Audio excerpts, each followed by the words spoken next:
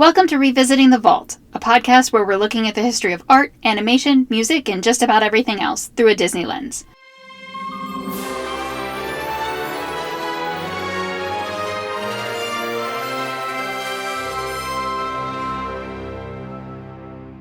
I'm Mary Ratliff. I am a writer and film nerd with a background in all things visual media. And I am Gretchen Harwell. I am none of those things. I am a veterinary technician. I have some thoughts about the animal treatment in the movie we're about to discuss. And I am a mom to a Disney movie fan. That's it. By the way, just a little teeny tiny tangent. I was in a used bookstore yesterday and I saw the collected works of Stephen Foster, who wrote a lot of the songs that people would consider like 19th century Americana type songs. Lots of racist stuff in that.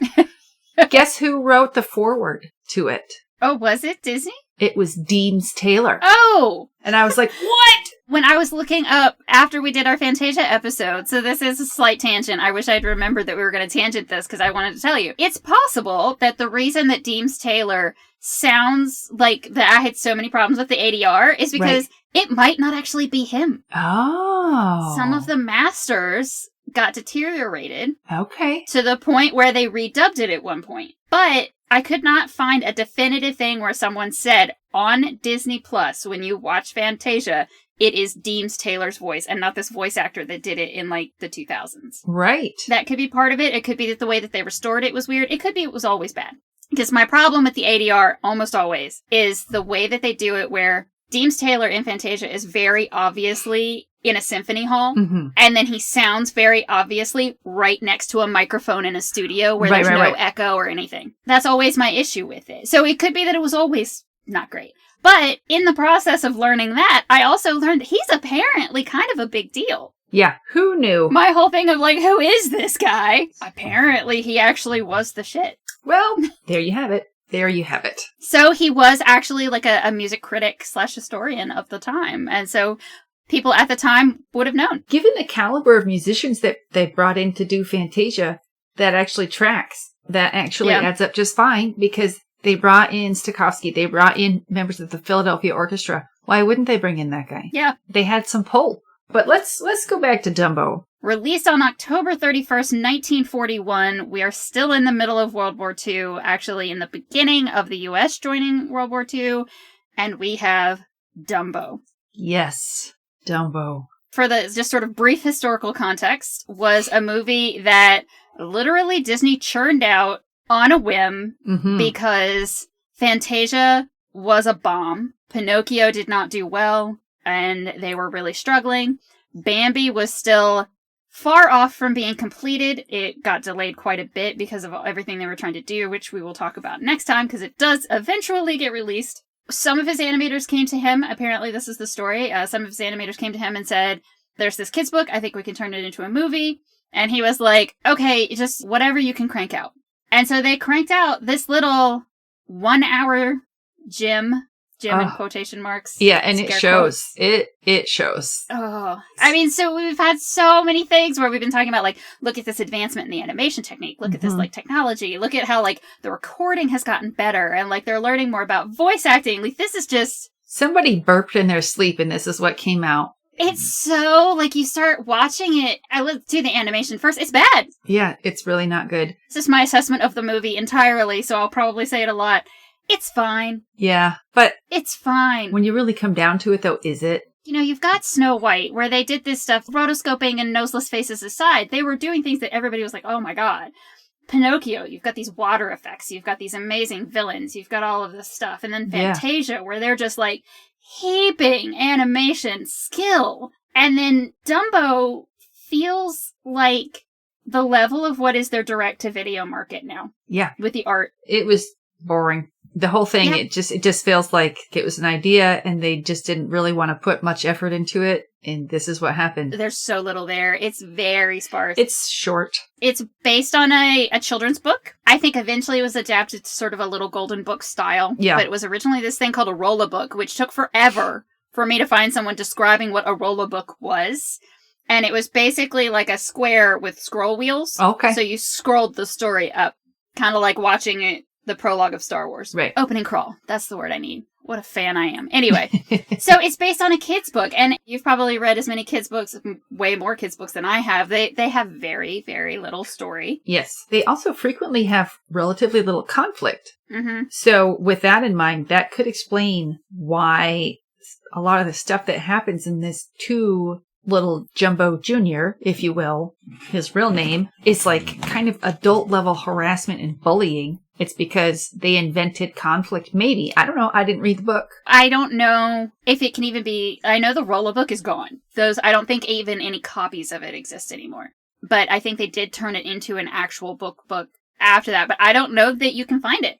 Right. I've never come across it. I know I read that there were some little changes made here and there, adding characters, taking characters away like usual. Right. And the thing is that, like, Dumbo, the plot that they do have, it feels like they were taking bits and pieces from things they'd already had success with. Right. The writing feels just a little lower level, which is weird to say when writing-wise, they've only written 2 things before this. Honestly, the fact that it was basically more of a pamphlet than a book, given like the audience for the book, that actually explains also part of why it was so short, is because nobody was watching that. They had to build it out, I'm sure, to some extent.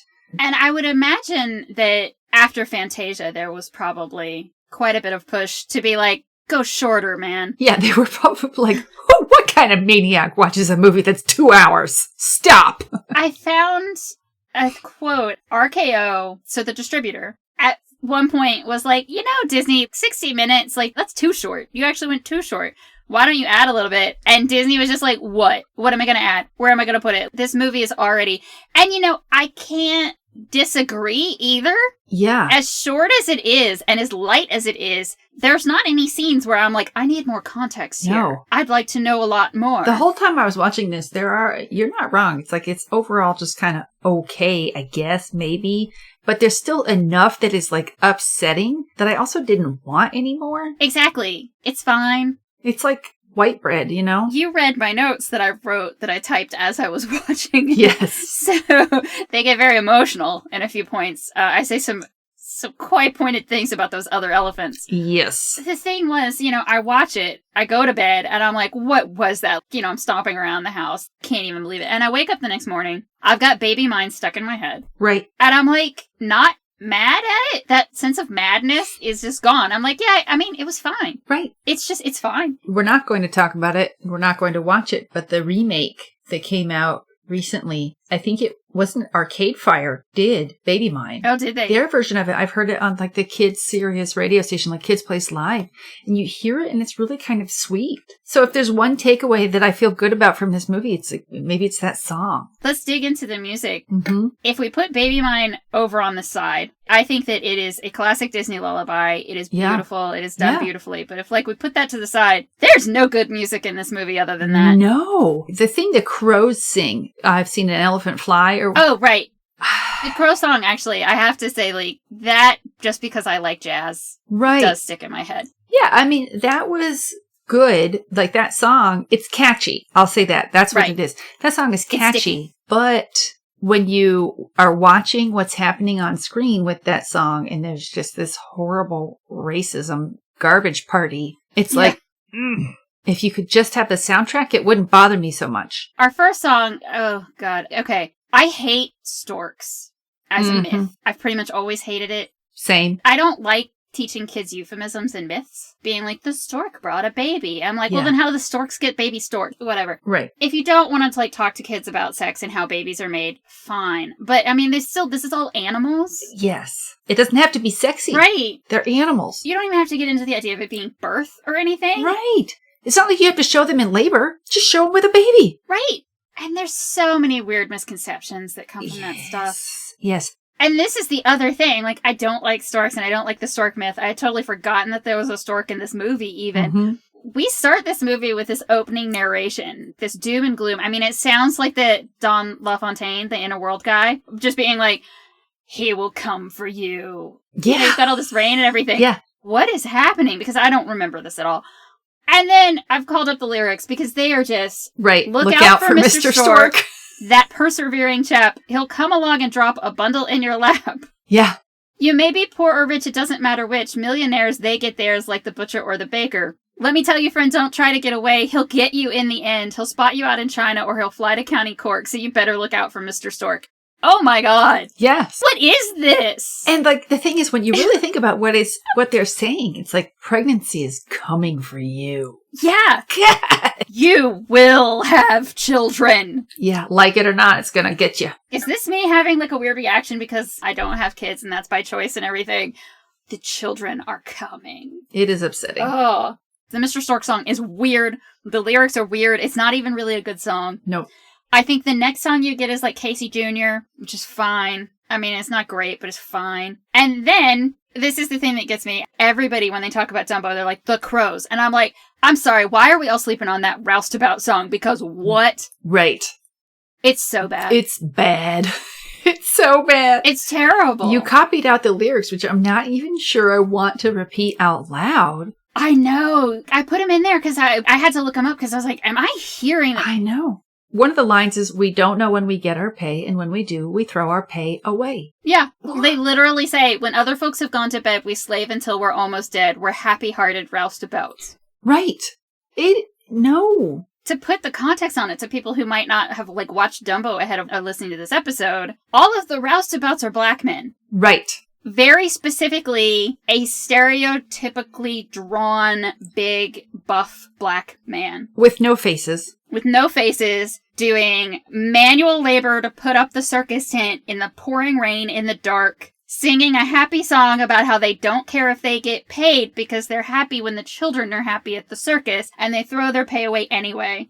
So, Karina Longworth on You Must Remember This does an entire season about Song of the South. Mm-hmm. Which we are not going to cover Song of the South on this podcast because A, I don't want to. Right. And B, come on, Karina Longworth has already done it. Like, what are we going to add? But one of the things she talks about in Song of the South, and like one of the most problematic things with it, is that it is very clearly a movie that is trying to impart the happy slave narrative. Right. Trying to be like, oh, but the slaves didn't mind being slaves. They liked working.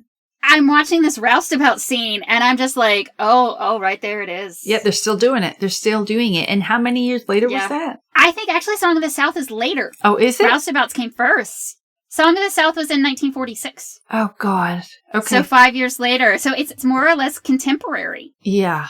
Oof. Okay. I am not a person who normally advocates for censorship. The art that we created in the past was the art that we created in the past. We should add context. We should talk about it. Right. But we shouldn't necessarily pretend it never happened, because that's what censorship usually aims to do, is pretend it never happened. Right. At the same time, like when we talked about with Fantasia, with the Centaur and Fantasia, I am 100% fine with them just editing that out because it adds nothing. This roustabout song needs to go. Honestly, it wouldn't be that hard to just change the song. Just put other music over it.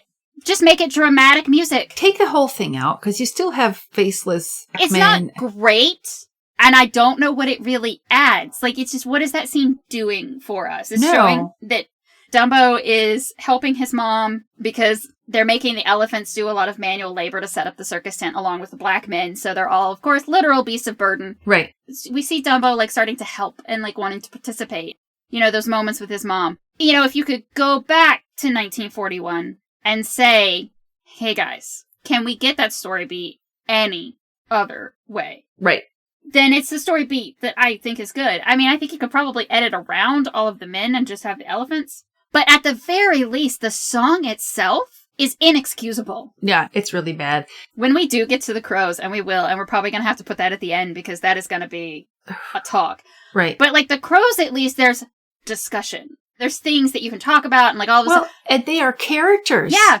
These guys aren't characters. If you had had any other lyrics or any other song on that scene, I probably would have made a note. And that's it. Because, granted, the only humans that get faces, like actual faces, like you see the clowns in the clown makeup, but the only humans that get actual faces in the entire movie are the ringmaster and that asshole kid. Right. Right. Yes. You could make an argument that, like, okay, maybe, like, nobody really has faces in this because the animals are stars, okay? You know, you could do all of that if they didn't have that song happening over top of it. Right. I mean, just even the tone and the style of the song, it's icky. Yes. I would like to also point out that not only is it icky in that they made these literally faceless black bodies, But it's such lazy animation in this part too. Right. Gosh, it's not even pretty. It's not an appealing color palette. I don't even care about viewing this from a 21st century lens. It was bad then too. They were just lazy and bad. It's one of the scenes that's just drawn so poorly. Mm-hmm. They phoned it in. And it's... So, my husband has taken to every time I'm done with the movie being like, well, what was racist this time? Okay. All of it? This was pretty bad. So the movie starts, and this time it's got the content warning right out of the gate. First of all, they should have a content warning for the creepiness of the Stork song. So, I know. But whatever. And the gross medical inaccuracy of everything to do with the storks. Right. You had written in your notes you enjoyed the circus poster style credits. I did too. I liked them. You're watching the opening credits, you see these circus style credits, you see these posters and things where they're doing really fun stuff with it. It sets you up for a movie that doesn't come. Yes, I was going to say it's probably one of the better parts of the movie, which is saying not that much, but my first thought was like, boy, this animation is a big step down from Pinocchio. If we want to stick with the music for a second, which I'm sure we're bouncing back and forth because, I mean, the music is an integral part of the story and the way that it's animated and everything. So, like, that tracks. But then you have 3 songs that are very memorable. Whether or not they're good might be a question mark. Well, I think Baby Mine, as we said, I think it's the quintessential Disney lullaby. It's beautiful. I think it's been covered a lot. I think that the visuals that go with it and the way that it's done, it's a nice soft scene. That image of Dumbo swinging on his mom's trunk while she's stuck in jail, that sticks with you. That's good. You have all of the different animals in the circus with their little ones. We have more brown hippos. It's nice. Like I said, it's not drawn well. But there is a sweetness to it. They talk about how they've delayed Bambi because they're trying to be more realistic with the animal style. They were not in Dumbo. No. They were being absolutely caricatures. Yes. Which, one thing that actually... So we're going to just be tangenting all over the place because that's what this movie is. Right. So one of the things that interested me was when I started to look up some stuff about elephants, and I started to look it up at the National Zoo website because, you know, I live in DC. The National Zoo is my zoo. Right. And I know that they have elephants. So I was looking up some stuff because they have really good resources. And they have Asian elephants. And then suddenly I was like, right, what's the difference between Asian elephants and African elephants? And so, you know, I look it up and everything. And the adult elephants that we see are very clearly 100% are Asian elephants. There's no doubt when you look. Right. The way that their faces are shaped and everything, like, for sure. But then I found there was a Tumblr post that just, like, came across my dash, just completely coincidentally 2 days after I watched Dumbo, that was a joke about how African elephant calves are sweet and adorable looking. And Asian elephant calves are weird, distorted. Like one of those ugly cute things. Right. So Mrs. Jumbo had an African elephant baby. I'm like, oh, conspiracy theory, galaxy brain. The stork delivered the wrong elephant. Oh. And that's why his ears seem so big. Because he's actually an African elephant who have, like, more characteristic, the shape of the ears and everything. They don't droop so much. And as we all know, they can fly. Yeah, exactly. Like, how many times have you seen that? That was one of my tangents. So here's the thing about Baby Mine, though. We have this sweet, adorable scene. And then Timothy and Dumbo immediately go over to the water trough where the clowns have accidentally spilled champagne. It's shown to be champagne. And then they get absolutely blackout drunk and hallucinate the pink elephants and the pink elephant song. This was another nightmare. You know, I'm starting to think that Dumbo might have been the root of my nightmares as a child. It's possible. The thing that gets me about it is, when you're starting it, the animation for the pink elephants is fun. It's not that bad. The song itself makes it scary. Yes. The way it's sung. The actual lyrics aren't really anything. I don't even really remember. Other than Pink Elephants on Parade. That's like the only bit I remember. Yeah. It's such a strange sequence. I understand that they needed some reason for Dumbo to end up in the tree and not know how he got there. Okay, fine. I could have brainstormed about 10 other ways to get there if they had asked me in 1941, which they couldn't because I was 40 years from being born. But I'm so confused by it. So I did find out that seeing pink elephants was already like a common phrase for getting really drunk. Yes, I've heard that. So it's not like they made that part up where they were like, oh, we have an elephant getting drunk. He'll see pink elephants. That's funny. Okay. For me, some of the animation, we can just go ahead and talk about the animation if you want to. There are suddenly skinny elephants they're dancing, and where is it? There's like a tango? There's a tango out of nowhere, and then suddenly there's an elephant that's like a car. It's like an elephant car. And it's just weird. It is just the whole thing. I don't even find strange. My notes. I'm trying to find anything that says how long this sequence actually is. It felt like forever. In a movie that's 60 minutes. 63. 63-minute movie. And we have the pink elephants on the screen for, I want to say it's 5 minutes. Yes. But probably going to look it up and it's 2.5. So my notes on this were, I love this color palette. What on earth is going on with this scene? This is not okay. And also, Timothy and Dumbo get drunk real fast. I mean, I get it. They're young and he's a mouse. And he fell in. Right. So they get drunk and then they're tripping. I'm what on this one? Dumbo takes like one big drink and he's hiccuping to start hiccuping and then have a flat out psychedelic, how they did a 1960s acid trip scene in 1941. I don't know. And can we just talk for a second? At what point did they take the drunk people out of Disney movies for children? I'm not sure. We might have to track that. We might have to add that to our spreadsheet, along with how many villains have fallen to their death. Right, yeah. But at some point, they made a choice to stop putting people drinking and smoking cigars in Disney movies.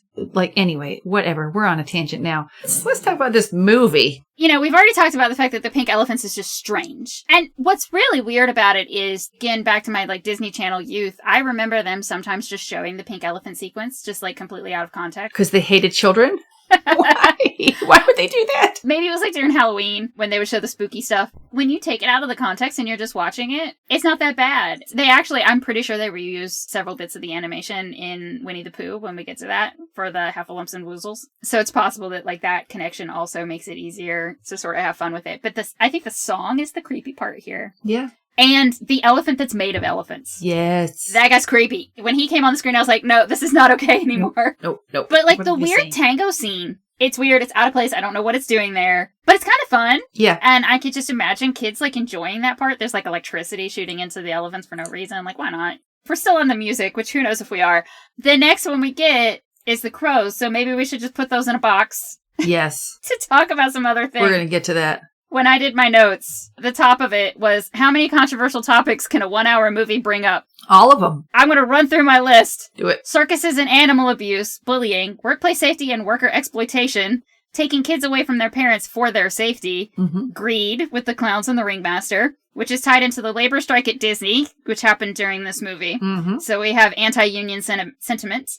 Racism/cultural appropriation. Yep. I'm putting the roustabouts and the crows in two separate categories. Oh, man. Underage drinking. And then the fact that I feel like the end of the movie tells us that the biggest prize of all is capitalism. Oh, yes. What I said was, I'm reading too much into the ending. It's that he has friends and he can hang out with his mom, but he also has fame and fortune, and that means he wins. And that's the lesson of the movie. That's what it is. And the mouse gets a new outfit, too. And the mouse gets to be his manager, because you can do that. Sure, okay. Yeah. We live in a world where a mouse is a manager. All right. Yeah. This movie, as much as I'm it's fine, because it's fine. At the same time, there are so many things here that I don't know what a kid in 2020, 2022. Whatever. A kid in 2020 as well. A kid in the 2020s. There are so many things in this movie that I don't know how they would take it, because we had a very different context for a lot of these things. Yes. In the early 80s, when you and I would have been watching it for the first time. Right. Specifically the circuses. Yeah. And the animal abuse. Animal abuse / worker exploitation, because the animals all can talk. They can't talk in front of the ringmaster, right. Unless suddenly they can at the end. I don't know, but the animals all can talk, so they're anthropomorphized. This whole thing of using the elephants as literal beasts of burden, I looked it up. They did. Oh, yeah. I also looked up whether or not they ever tried to do anything even remotely like this pyramid of pachyderms. Which you and I both noted was not a pyramid. No, it's a stack. It's a stack or a rhombus. Skinny rhombus, my daughter will tell you. It is not a pyramid at all. A pyramid actually might have almost worked. Maybe. Those poor bottom elephants, though. Yeah. It makes it look like they didn't practice it. Right. I'm sure these elephants can do it, and you're going to do it, and you're going to do it now. Let's try it. Let's try it right now. If nothing else, they had never done the part where Dumbo runs and jumps onto it. And that is absurd. Just this idea, And this is something that's interesting. So in the 80s, the idea of having elephants and elephant shows and elephants doing tricks in circuses was completely accepted. Right. Obviously, there were already movements to stop this. There were already animal rights groups that were talking about it. But it wasn't something that was really, like, in the public consciousness. Right. It was like, no, you go to a show and the elephant stands on a ball and you pay your extra $5 to ride it on the elephant around the ring. And these were just things that were pretty accepted. But when you watch Dumbo, I wonder how much it really sort of subconsciously tells you that none of this was okay. Maybe so. You're watching this and, like, they're stressing these elephants. They're making them do things they don't want to do. They're vocally saying they don't want to do it. Right. They're insulting each other. They're talking about how the other ones are heavy. They're sweating. They're tired. Right. And then after it fails, they're all banged up and they're wearing bandages all over their bodies. Right. Moaning and, they're belly aching about it. And they clearly weren't happy from the start. I think it's something that they did accidentally. I don't think that it was intentional. I don't think that Disney had any issues with elephant shows. I think they meant to do it for comedic effect. Yeah. I think they just thought it was funny. Although it is possible. So I read something and I did not find anybody substantiating this, but, that just means that I didn't dig into it too deep. But where they were saying that the scene with the clowns where they decide they're going to demand raises and they go off to tell the ringmaster that they want more money and they sing like a little, like 2 lines of a little ditty about we're going to go ask for a raise or something like that was like a direct response / joke from Disney about the animators that went on strike during the making of the film. It feels like a reach because that scene doesn't really feel that weird or out of place or like tacked on. Right. But at the same time, knowing what I know about Disney and how much he hated unions. Yeah. Probably. Well, and probably I can see it both ways. Maybe that is a reach. Maybe that's not really how it went, but it fits. So does it matter? Well, once you start putting the context onto things, like this is what was happening behind the scenes. Right. Which, here's a fun place to get into this tangent. I don't know if you watched the sort of making of featurette that they had. It was very short. So is the movie. Yeah, exactly. Although the one for Bambi is longer than the movie. No thanks. Yeah. The one for Dumbo is terrible. Don't watch it. I trust me, I won't. I had a hard enough time watching the movie. I watched the one for Snow White, and I actually thought that, okay, they were being very kind to Disney. They were definitely being very glowing, a lot of accolades, and sort of playing up how important it was. But that sort of makes sense. The one for Dumbo feels like an active attempt at revisionist history. Aha, yeah. The way that they talk about the strike for like a minute, like a hot minute. And they're just like, some of the actors weren't really happy and so they walked out. But the movie got made anyway. Happy ending. Never mind. There's more story there. And especially there's more story there because it happens more than once in the history of Disney. I need to dig into it a little more. I'm sure that there's a book out there that's just about like Walt Disney and the dark side of Disney. Going down my list, the bullying in this movie is off the charts. Yes. And it made me so angry. And then the thing that I sort of realized when I got up the next day and was thinking about it is that I wasn't angry that it was done poorly, the bullying. I was angry that it was happening because it happens to kids all the time. Yes. And this is adults bullying a child. Right. Just the way that it was done was so real. Yes. That it hit a nerve. It was apparently a raw nerve. Yes. And I was really mad about it because what did you say that the one elephant, the catty elephant, is that? Yeah, her name is Catty Elephant. The one I think she's the one in green. The one that like takes her trunk. So she does the little side thing that, people do with their hand, but with her trunk. And she's like, yes. Do you want to hear what they said? Which of course I just made her into like what she would be in 2020. In the 1940s, there was characters like this everywhere. I mean, she is absolutely a stock character. Right. The nosy gossip, the elitist nosy gossip, snobby, catty, like all of that. The elephant matriarch also just... Apparently elephants do have a matriarchal society. Right. More or less. They do. Going back to the bullying, but also talking about Mrs. Jumbo, like as a mom. The scene with this kid... What is that kid's name? Was it Shorty or something like that? Skinny. I was like, his name is just a descriptor of him, which I'm like, yes, please. The child named Skinny should absolutely be making fun of the elephant for having big ears. And also Skinny has giant ears. Yeah. Which I'm sure that was intentional. Like, that was the joke. Your notes say Skinny is an asshole. And I wrote, I would pick up that jerk kid and slap him too. I think that they were like, okay, well, we need to separate Dumbo from his mom. Yeah. So we need something, whatever. And they come up with this idea. But 100% everything she does to that child is justified. Yes. Completely. Because it's not just that, like, he's standing on the sidelines, like, making fun of Dumbo. Okay, that would be bad, and I was mad at that kid for that. But he goes into the enclosure to drag Dumbo around and, like, manhandle his ears. Yeah. Of course, the animal's mother is going to go crazy and protect her young. Even a non-anthropomorphized animal, that's what you would expect. I mean, how many times have you seen in any kind of nature documentary, like where something bad happens to a baby elephant and the mother elephant won't leave its side? This is a thing that happens. 100%. You don't get in between animals and their young. Right. You just don't. That kid should have known. He's an idiot. He deserved it. But then the animators are like, but we have to make sure that this is a severe thing. And Mrs. Jumbo straight up goes insane. Yes. She goes from 0 to 11. Just like, boom. They literally give her red eyes for a hot minute. Yes. She's throwing hay bales. Mm-hmm. She's knocking things over. Mm-hmm. She's just like, I am sick. I'm tired of all of this. They had to push her too far, I guess, narratively. But then that's not in her personality. Like, I hate to be, like, sitting here, like, splitting hairs about that's out of character for the anthropomorphized elephant? Yeah. For the anthropomorphized elephant in the 60-Minute Kids movie.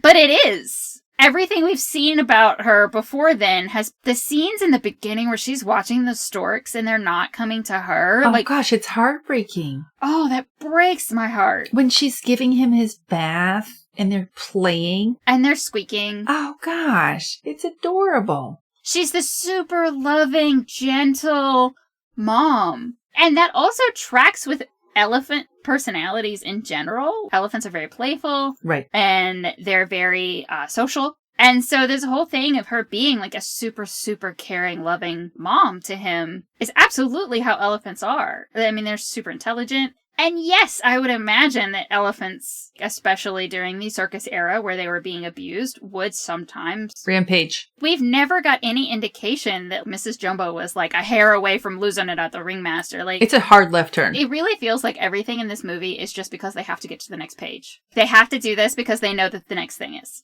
The pacing in this movie feels weird, and this is kind of an example of that because there's like nothing happens, and then bam! And then it's weird. What's funny about it is that, so we talked a lot about the pacing and how uneven Snow White was, mm-hmm. and how it had no plot, and they rushed through the plot to get back to the gags. And I did not feel like Dumbo did that, mostly because nothing lasted very long. Yes. Even the gags were in and out. Nothing, and then a mouse shows up. It almost feels like the way that kids tell stories. Yes. Polished up a little bit. Where kids will start being like, and then there's an elephant, and then this happens, and then this happens. Kids do a thing, it's called confabulating. It is lying, for one thing, but it's a normal part. It's harmless lying. And that's kind of what feels like this movie does, to a certain extent, because they're just like, let's make a stack of elephants. Let's have a mouse from Brooklyn show up. Yes. Yes. We are so like all over the place with this movie, but that's okay because the movie is too. For any of the people that listen to this ever, we have both had very difficult, very busy weeks. Yes. And we are both very tired. Yes. But also, this movie is weird, y'all. This movie is so weird. The accents in this movie, they're just all weird and they date it. They really... They do. They're very much caricatures that were very popular for comedic movies of that specific time. Exactly. And you can hear it, like I said, with the catty elephant. It's like a Long Island. And so we've got a mouse from Brooklyn. Yes. I guess Brooklyn. He, like you wrote in your notes, he's kind of like another Jiminy, but not as good. He's like the direct-to-DVD sequel Jiminy. He is. He's 100%. He is. He's actually, they were like, you know what, Jiminy was a hit. Let's do that again. He's actually more self-aware than I've seen, especially in this movie, than any of the other characters. Like, because he startles Dumbo, and they startle each other, and he's like, "Wah!" And then he goes, "Oh, well, maybe I scared him too." Something like that. And that's the first time any of these characters have thought for 1 second about the impact that they are having on somebody else. Right. So Mrs. Jumbo, I think, is like, her rampage aside, one of the most emotionally healthy creatures in this whole movie. Mm-hmm. But Timothy is the smartest one in the whole movie. Yeah. By far. He's street smart, got a lot of intelligence. Mm-hmm. He figures out how to subliminally imply an idea to the ringmaster so that, because this is the thing that gets me. that he finds Dumbo after the elephants have voted that he will no longer be an elephant. Yes, which is terrible. I am just like, you bitches. I was so mad. So awful. I was so angry about that. I was like, this poor child. I know. Who has had his mother taken away from him. But he's a child. But anyway, Timothy takes pity on this kid. Yeah. Scares the grown-up elephants on purpose. Yes. For revenge. Yes. Because they didn't do anything to him. No. He just saw them being jerks. Mm-hmm. And he was like, I can do something about that. Yeah. He's like, if you see something, say something. Right?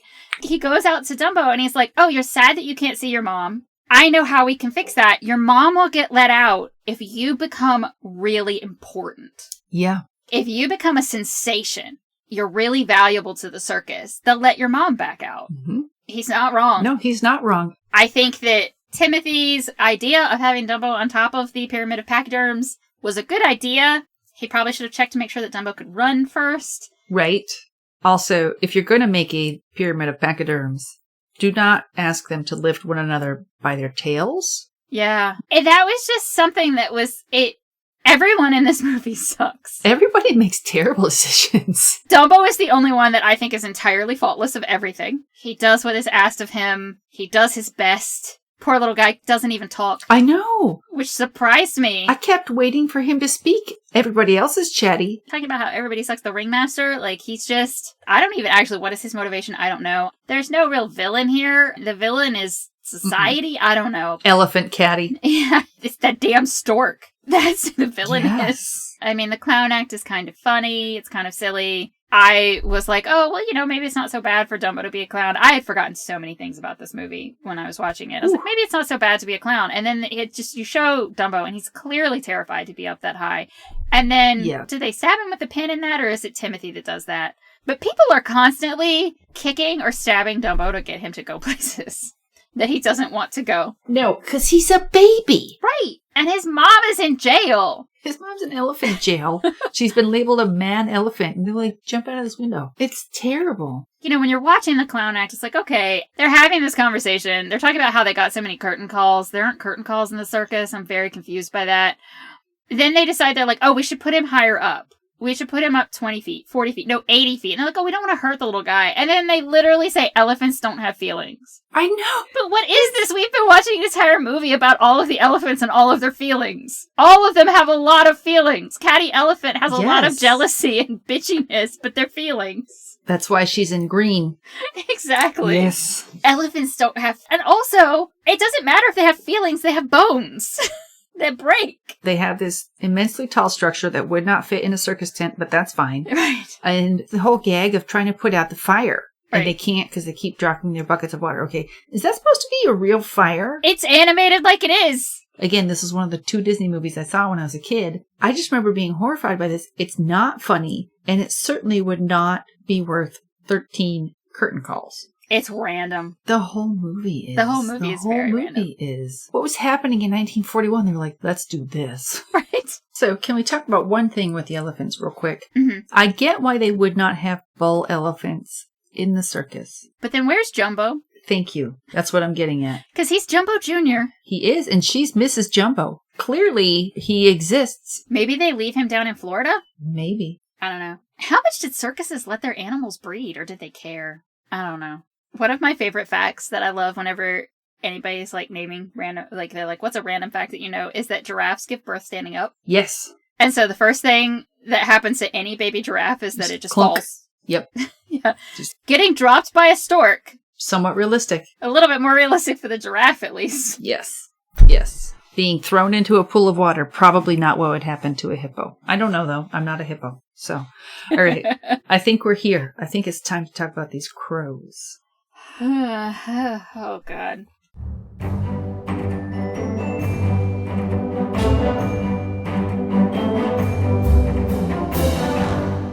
Revisiting the Vault is a 9-hour filmed production, and it's edited by Mary Ratliff. Our music is by Music Motion and Lynn Publishing. We are not affiliated with or authorized by the Walt Disney Company. You can find us on Twitter at Revisit the Vault, and you can find our website at revisitingthevault.com. Don't forget to check out our Patreon. You can hear outtakes and deleted scenes from episodes, including me telling the story about this amazing stranger who unknowingly made my day on my trip to Disneyland a few years ago. You can find that on patreon.com/9hourfilms. If you want to support us, the best thing that you can do is to tell other people about the show and make sure you leave a review in whatever app you're using to listen.